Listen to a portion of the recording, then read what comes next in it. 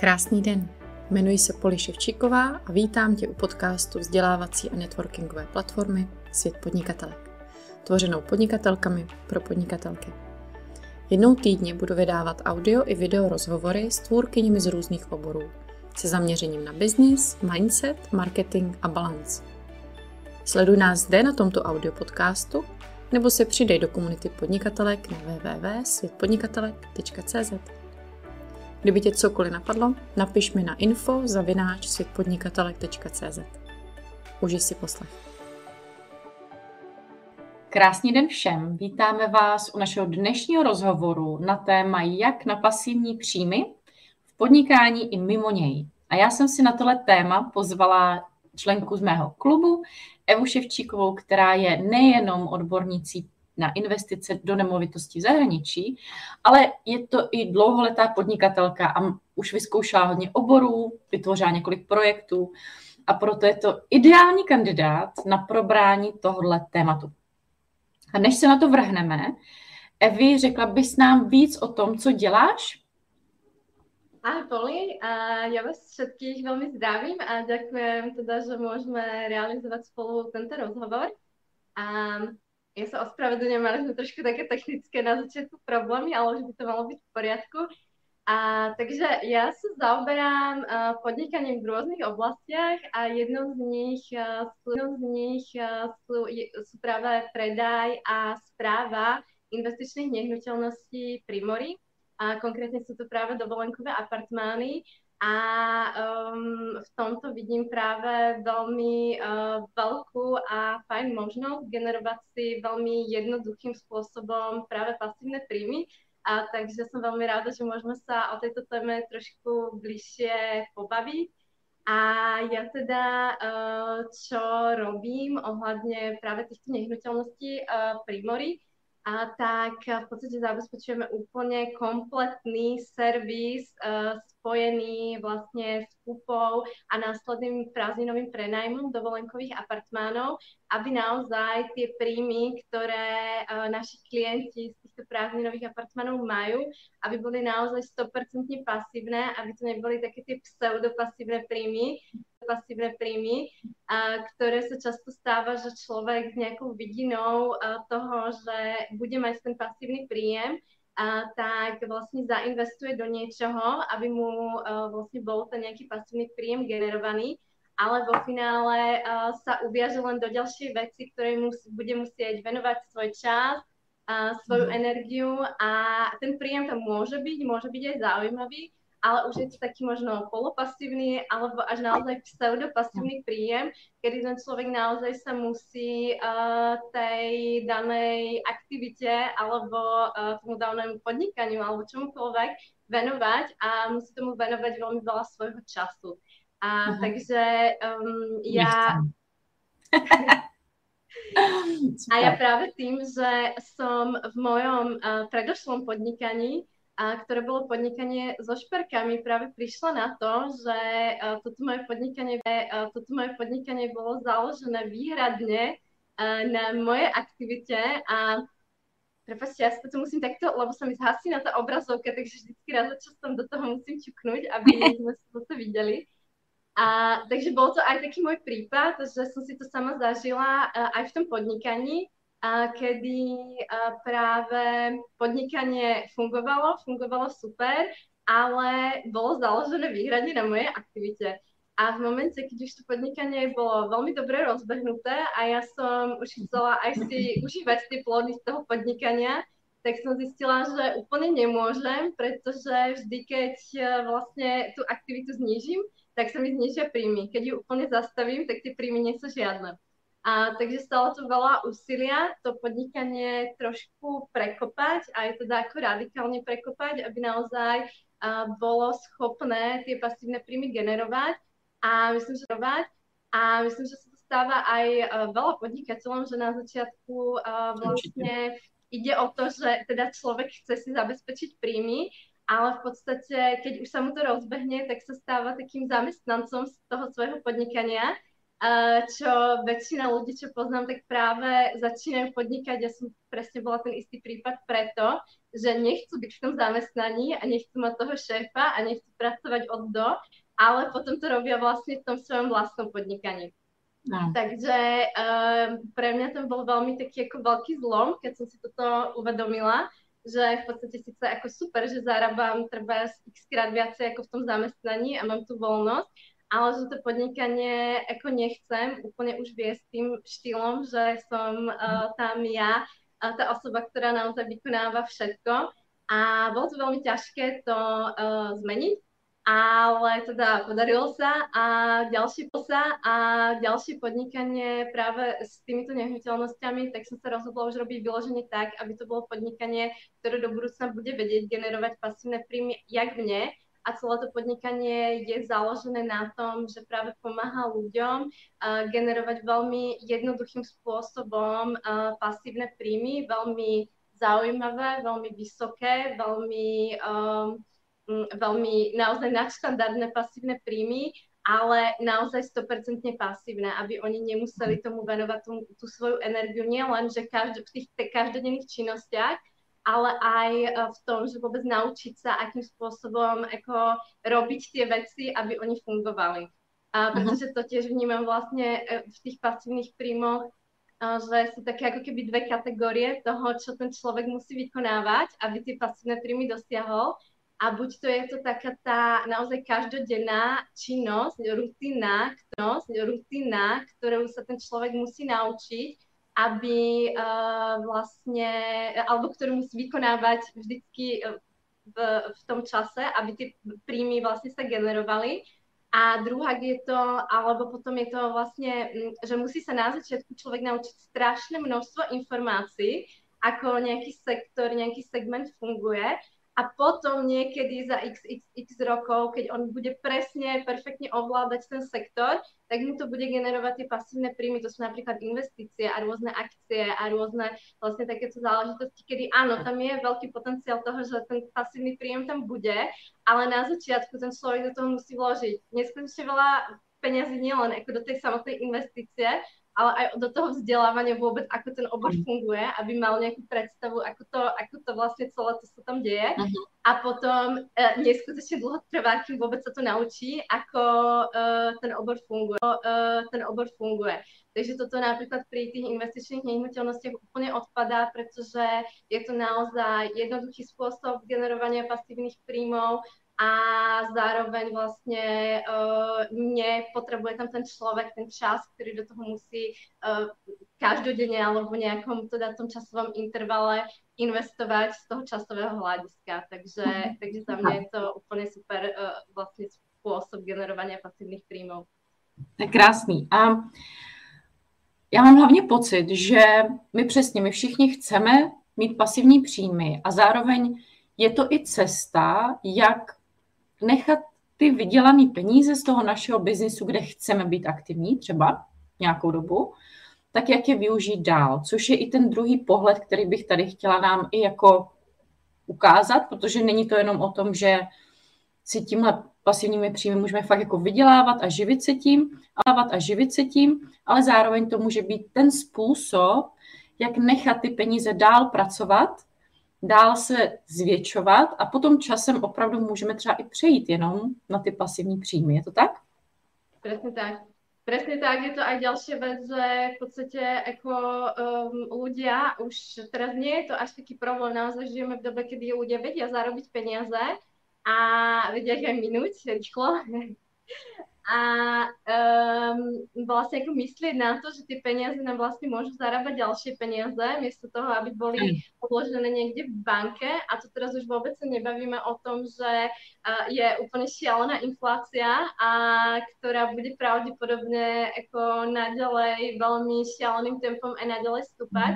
A že tie peniaze, ktoré teda sme už zarobili v tom podnikaní, tak je naozaj ako logické ich využiť nie len teda na to, aby sme si ich užili, ale aj na to, aby oni nám mohli zarábať ďalšie peniaze, ktoré treba potom si môžeme užiť a je to už vlastne zdablované celé vlastne to kolečko. A keď aj proste sa pozrieme na to, že ako hrávame tie Monopoly alebo tie nejaké Kiyosaki hry, tak ako všade, prvé čo, proste sú to nehnuteľnosti, ktoré sa nakupujú aj v týchto proste detských hrách a učia sa to proste deti, že to je najjednoduchší príjem, ktorý môžu mať už aj takýmto spôsobom, ale teda nerobíme to, lebo ľudia majú pocit, že je to náročné, ale ako nie je to až tak náročné. Ano, a to je to, co tady s tebou chceme otevřít, protože já znám více žen jako ty, které pomáhají, a i muže, kteří pomáhají takhle přesně s nemovitostmi v zahraničí, ale když o tom třeba mluvím se svýma klientama a říkám jim o té možnosti, protože i já o tom uvažuji, že jo, i my si zjišťujeme informace a občas na to přesně i přijde řeč s klientkama, tak oni třeba o tom neví. A nebo přesně, ono to vypadá neskutečně komplikovaně. Přece je to nemovitost v zahraničí, vůbec tam jako přece tam nebudu jezdit, jako každý týden, každý 2 týdny na střídání lidí, viď, jako já to přeženu to.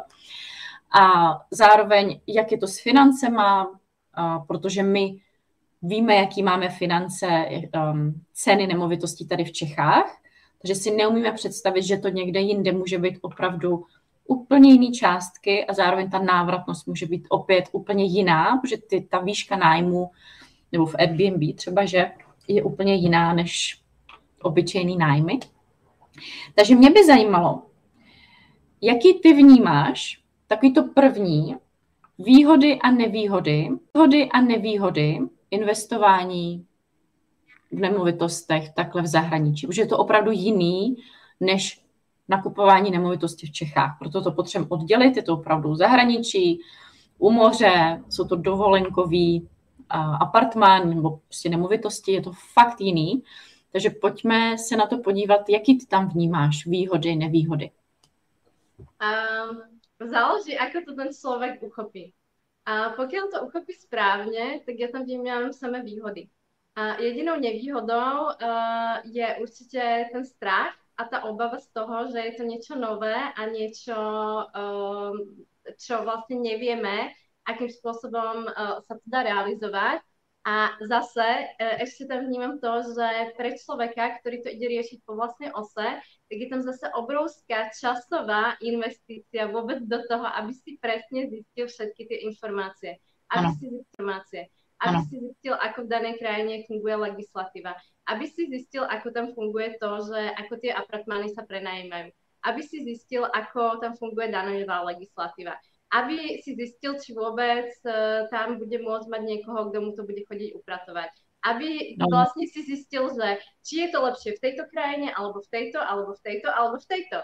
Takže už len to bych řekla, že je proste, ja poznám ľudí, ktorí to riešia po vlastnej ose a riešia to už 2 roky a ešte sa nerozhodli vlastne, že čo, kde, ako, pretože proste tých informácií je také kvantum a ten človek proste na to má tú kapacitu a ja ešte by som veľmi ráda spomenula to, že ľudia majú pocit, že keď niečo riešia po vlastnej ose, tak na tom ušetria. A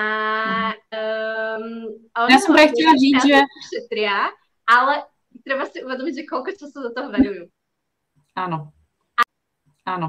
A keď niekto naozaj proste 2 roky pozerá všetky inzeráty a študuje, ale stále vlastne nevie, tak koľko je to času a ako vlastne by sa dalo investovať, treba z niekomu za to naozaj zaplatiť, že mu s tým pomôže, že je to vlastne v podstate potom úplne smiešná suma za to, koľko tých informácií si musí ten človek zistiť.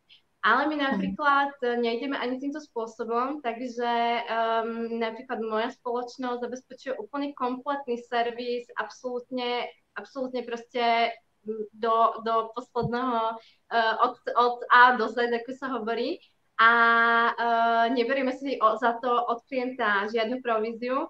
Všetky provízie hradia spoločnosti, ktorých vlastním nehnuteľnosti my sprostredkovávame. Takže je to pre klienta absolútne obrovská výhoda, že má zaistený úplne kompletný servis, nemusí presne tieto informácie si zisťovať, ako čo funguje, kde funguje, prečo, kde lepšie, čím by stratil obrovské množstvo času a nemusí si preverovať tie spoločnosti, ktoré sú dobré, ktoré nie sú dobré, ktoré ako fungujú a zároveň ale teda nemusí tam zaplatiť obrovskú províziu, ktorej teda tí ľudia sa boja, že by proste tuto ušetrím pár tisíc eur, ale budem 2 roky hľadať informácie, to už akože nevidí nikto.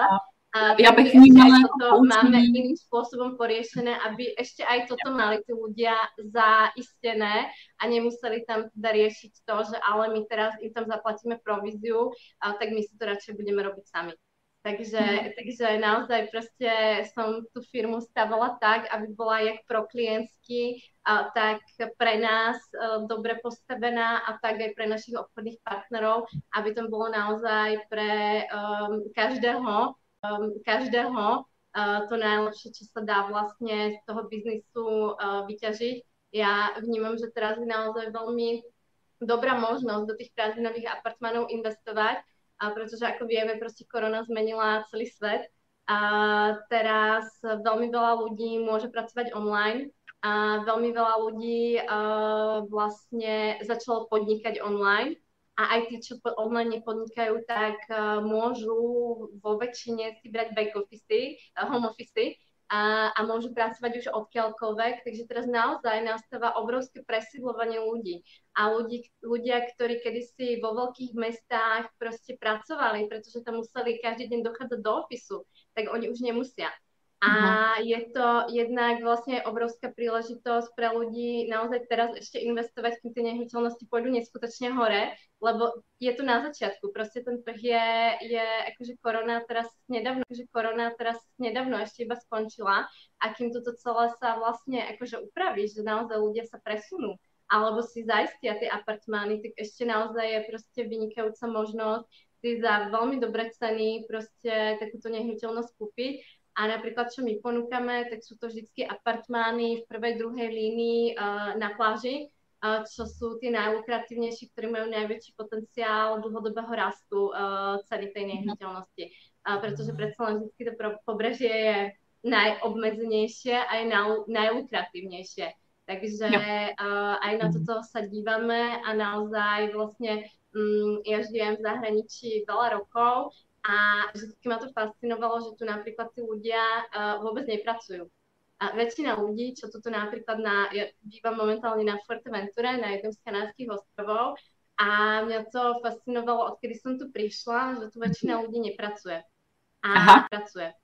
A oni presne majú tieto dovolenkové apartmány a nerobia nič. Oni proste celý deň sa venujú tým svojim rodinám, celý deň sú na pláži, alebo proste majú taký ten kľudný život. Ono to ľudia vidia, keď sú na dovolenke, že tu tí ľudia úplne inak proste fungujú, pretože oni nemusia pracovať. Oni majú ten príjem zabezpečený presne z týchto apartmánov a jediné, čo riešia, nejakú pani na upratovanie a niekoho, kto ten apartmán odomkne a to je celé. A oni majú zabezpečený naozaj krásny príjem. A keby som to mala povedať aj v peniazoch, aby ľudia napríklad mali predstavu. Ja som si práve taký úplne najobyčajnejší, treba štúdiový apartmán, keď je za veľmi podhodnotenú cenu ako ponúknutý na prázdninový prenájom, tak je to napríklad okolo nejakých 50 eur denne, kedy úplne v pohode je vyťažené z nejakých 25 dní v mesiaci, čo robí nejakých 1250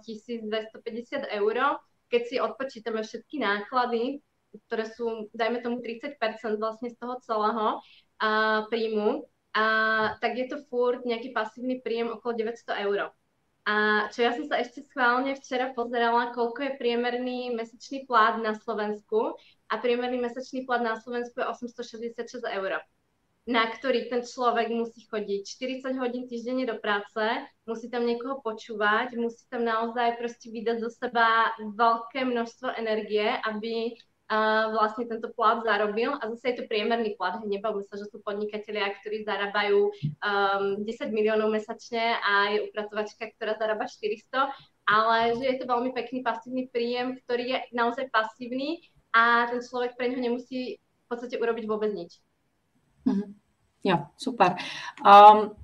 Tady jediná věc, co mě napadá jako otázka, protože ono to zní úžasně a je to úžasný, že to tak opravdu je, ale to první, co nás tam napadne, je OK, já bych to chtěla, ale kde mám vzít, nevím, 1, 2 miliony na to, abych mohla vlastně začít s investováním do nemovitostí. Je to tak, nebo to funguje jinak?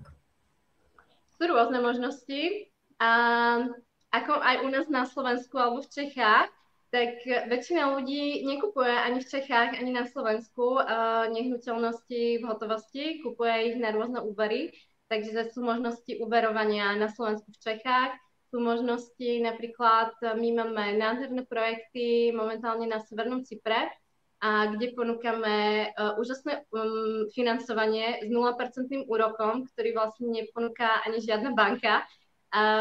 A je možnosť vlastne časť kúpnej ceny zafinancovať si priamo od developera bez dokladovania príjmu a s 0% úrokom.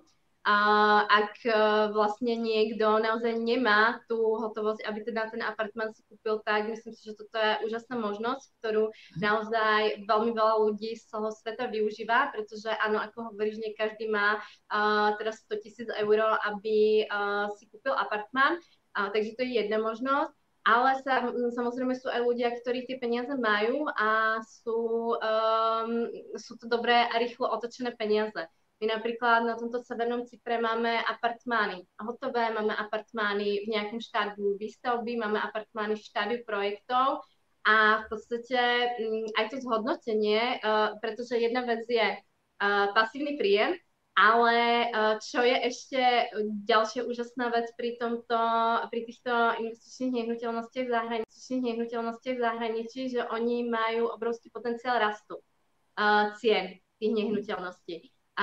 Že v podstate veľmi často sú investície delené, že buď to je to investícia, ktorú si kúpim, neviem, kryptomeny, akcie, čosi a predpokladám, že hodnota tej danej veci bude v čase rásť, alebo minimálne bude uchovávať svoju hodnotu v peniazoch, ktorú ja som do toho dal, aby sa vlastne napríklad som eliminoval infláciu a tak ďalej.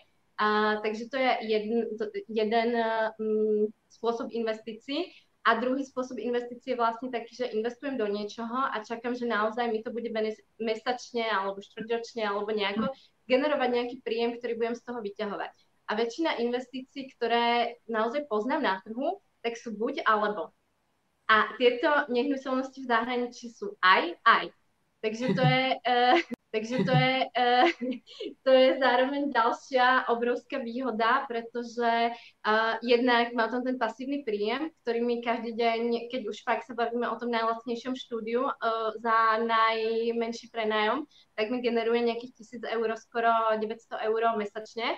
Ale zároveň tam mám obrovský potenciál toho, že tá investícia mi bude rásť, pretože je to v prvej, druhej línii pláže. Tie nehnuteľnosti proste stále rastú a zoberme si, že ako iba rastú potraviny, ako rastú ďalšie vlastne všetko, ako rastie teraz momentálne po tom covide, ako proste je to šialené. Takže jednak nielenže uchovávajú hodnotu, zvyšujú hodnotu a ešte generujú pasívny príjem. A napríklad, čo sa týka našich apartmánov, napríklad na tom Cypre, postupne plánujeme rozširovať tú ponuku. Už čoskoro sa chystáme ponúknuť Fuerteventuru, neskôr ďalšie Kanárske ostrovy. Momentálne je v ponuke Severný Cyprus a tam napríklad máme projektové apartmány, ktoré sa kupujú v štádiu projektu. Možné ich kúpiť aj v štádiu projektu.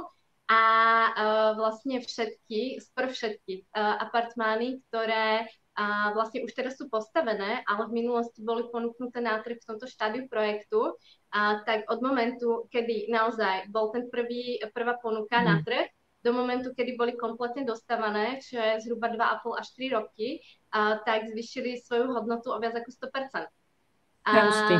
Čo je akože úplne úžasné a je množstvo investorov vlastne, ktorí chodia na Severný Cyprus investovať iba týmto spôsobom, že ich ani nezaujíma ten pasívny príjem a ten výnos z toho prenajmu. oni vyložene kupujú projekty, počkajú, kým sa dostávajú a potom ich proste so 100% ziskom predávajú a pre ľudí, ktorí zase tam chcú ísť žiť, ktorí chcú proste tie apartmány prenajímať. Takže je tam obrovské množstvo možností a je tam obrovský potenciál toho.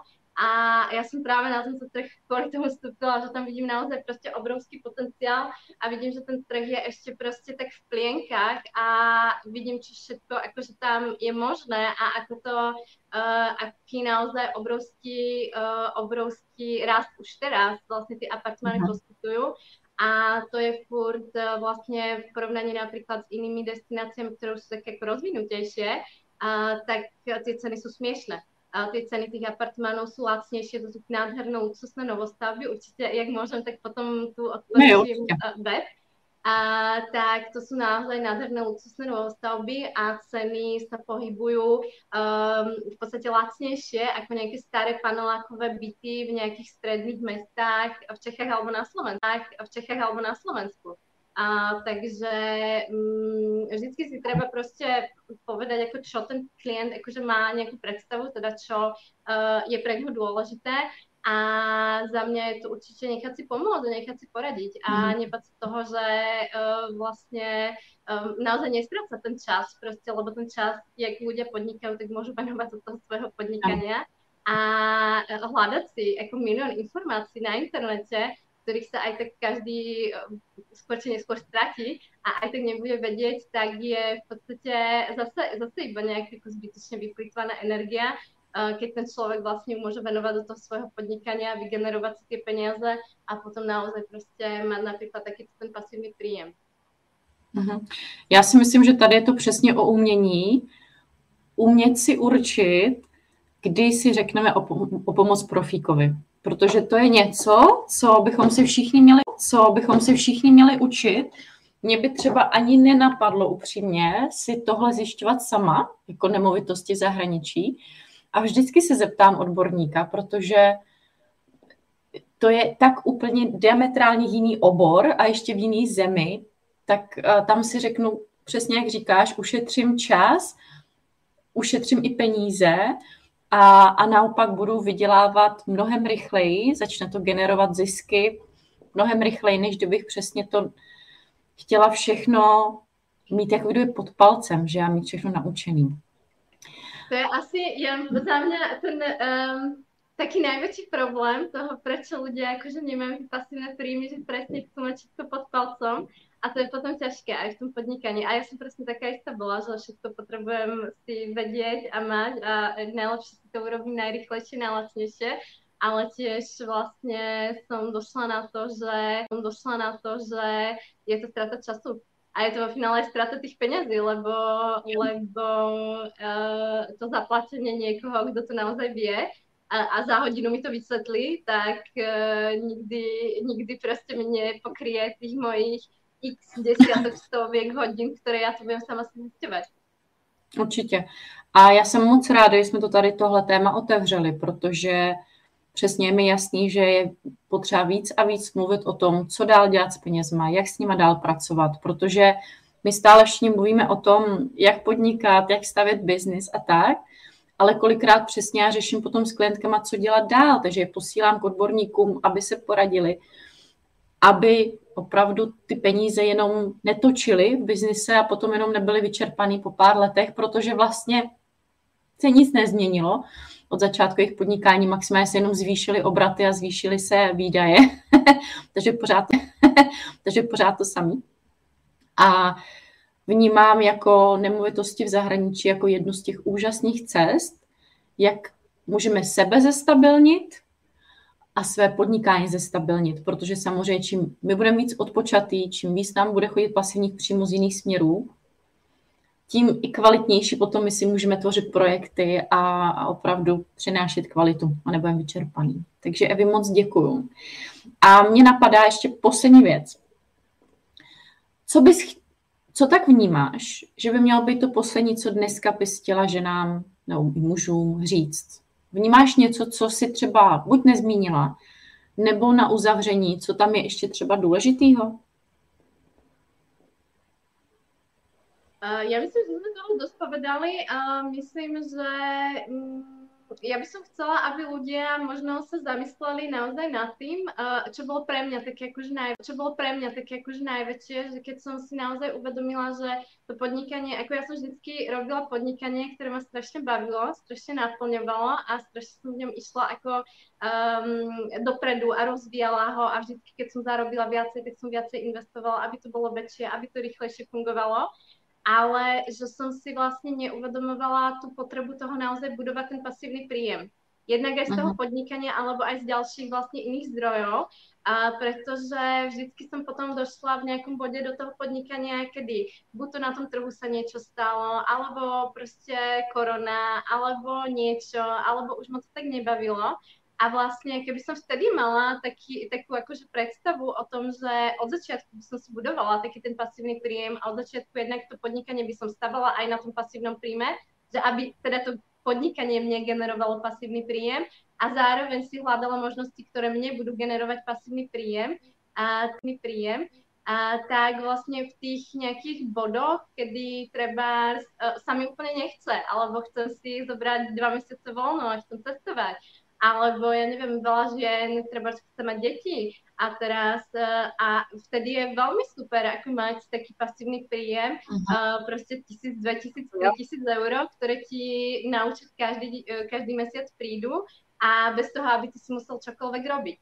Ale ja si myslím, že je to aj veľmi príjemné aj pri tom, pokiaľ mám fungujúci biznis a vlastne nemám tie peniaze iba v banke, ale proste nejakým spôsobom to aj selektujem a segregujem, aby